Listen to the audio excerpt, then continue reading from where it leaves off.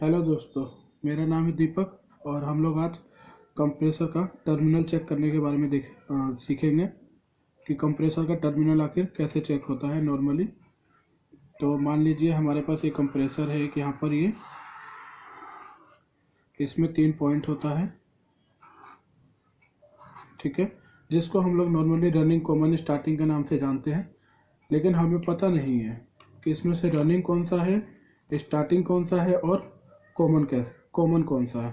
तो हम पता कैसे करेंगे कि रनिंग, कॉमन, स्टार्टिंग कौन सा है। तो हमारे पास एक ये मीटर होना चाहिए। उसके बाद हम लोग इस मीटर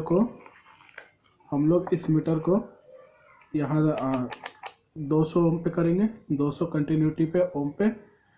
उसके बाद जब हम कंप्रेसर के इन 2 पॉइंटों पे लगाएंगे, पहले इन तीनों को हम लोग कुछ नाम दे देते हैं। तो एक को ए दे देते हैं, एक को बी दे देते हैं और एक को सी।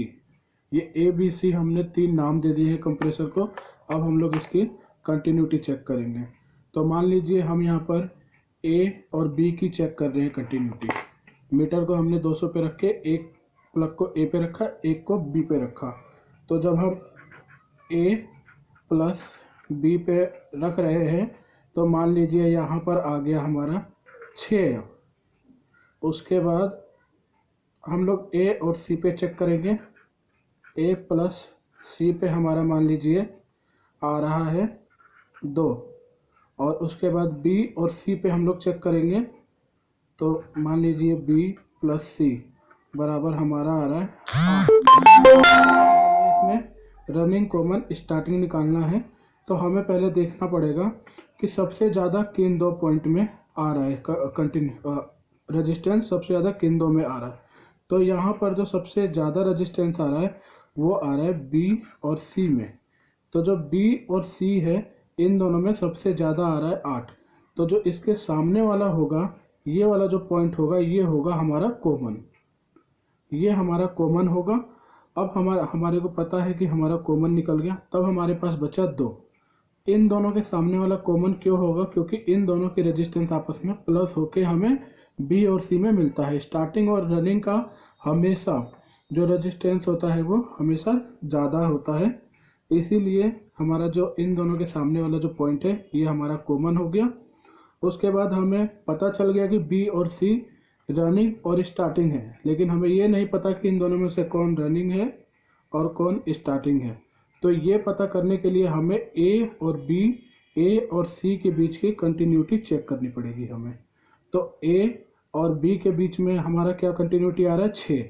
तो ए और बी के बीच में हमारा 6 आ रहा है, बी और सी के बीच में हमारा 8 आ रहा था।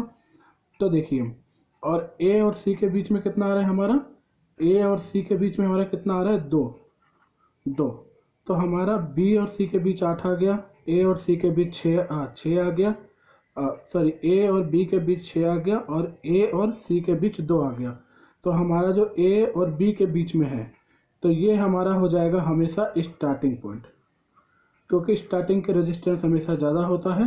तो जो हमारा बी है ये स्टार्टिंग पॉइंट हो जाएगा और जो हमारा ये सी है ये हमारा रनिंग पॉइंट हो जाएगा। हमें इससे पता चला कि जो हमारा ए वाला पॉइंट था वो कॉमन था, बी वाला जो पॉइंट था वो स्टार्टिंग था और सी वाला जो पॉइंट था वो रनिंग था। तो हमें इससे पता चलता है कि हमारे को कंप्रेसर में कैसे रनिंग, कॉमन, स्टार्टिंग निकालना है। नॉर्मली इसकी जो वाइंडिंग बनेगी वो कुछ इस टाइप की बनेगी।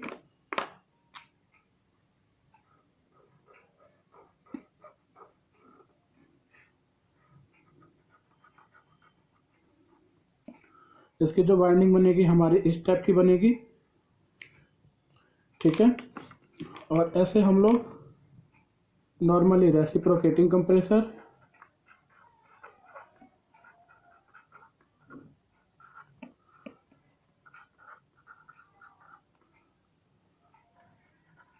एंड अदर जितने भी कंप्रेसर हो सभी के हम लोग रनिंग, कॉमन, स्टार्टिंग इसी प्रकार से चेक करेंगे। ठीक है दोस्तों, नमस्कार।